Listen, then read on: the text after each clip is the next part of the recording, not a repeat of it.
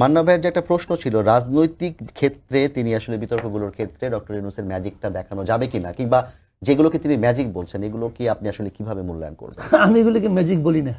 কিন্তু ম্যাজিকের কি আছে? Nothing magic. উনি যেটা কাজটা করেছেন সেটা হলো গিয়ে উনি আসার ফলে উনি বলে ব্যাপার না। এখানে ব্যাপারটা হলো যে হাসিনা সরকার চলে যাওয়ার পরে, দেশ থেকে বিতাড়িত হওয়ার পরে, আমি ওভাবেই বলি, ওনার যত সাঙ্গপাঙ্গ ছিল সব বিতাড়িত হয়েছে। কেউ পালিয়েছে, কেউ দেশ ছেড়ে চলে গেছে, কেউ ঘাপটি মেরে আছে, গর্তে লুকাই গেছে।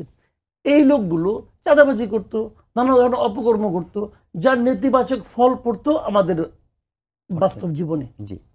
ওই জিনিসটা অফ হয়ে গেছে। বিষয়টা কিন্তু সিম্পল, ওই জিনিসটা অফ হয়ে গেছে। এবং এটা অফ করার ক্ষেত্রে ডক্টর ইউনূস দারুণ কিছু দেখিয়েছে। আপনি একটা উদাহরণ দেখান তো, উনি কি দেখাইছে? অফ হয়ে গেছে। সোসাইটি, পুরো সমাজ ওদেরকে অফ করে দিয়েছে।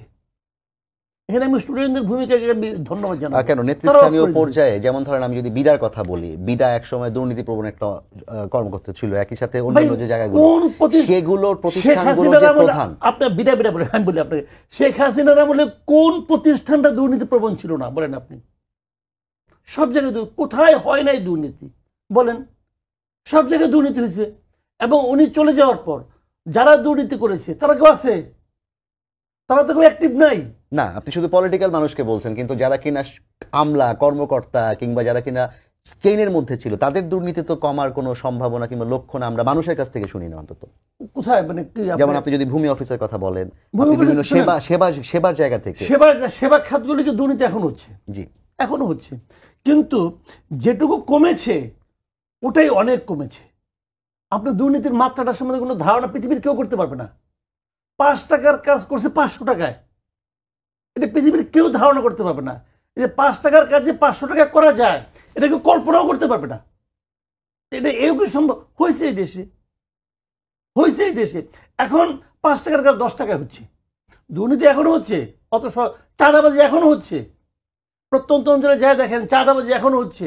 ব্যবসায়ীদেরকে এখনো আদা দিতে হচ্ছে। কোন পলিটিক্যাল পার্টির নাম উঠতেছে এটা আমি আপাতত না বলি, হচ্ছে এখনো, চাঁদাবাজি এখনো হচ্ছে। কিন্তু আমি বলতে চাচ্ছি যে সার্বিক ক্ষেত্রে, যেমন ধরেন আমি উদাহরণ বলি আপনাকে, দ্রব্যমূল্য নিয়ে খুব কিন্তু আলোচনা হচ্ছে। আমি নিজেও খুব স্বস্তি বোধ করতেছি। কাঁচা বাজারের দাম কম, মানে অনেক কমে গেছে। কেন কমছে? যে ট্রাকটা করে কাঁচা বাজারে উত্তরবঙ্গ থেকে ঢাকা শহরে আসতো, সেখানে কমপক্ষে 8 থেকে 10 জায়গায় তার চাঁদাবাজি হতো। যে চাঁদাটা ওখানে দিতে হতো, ওই চাঁদাটা কোথায় যোগ হইতো? দামে এসে যুক্ত হইতো।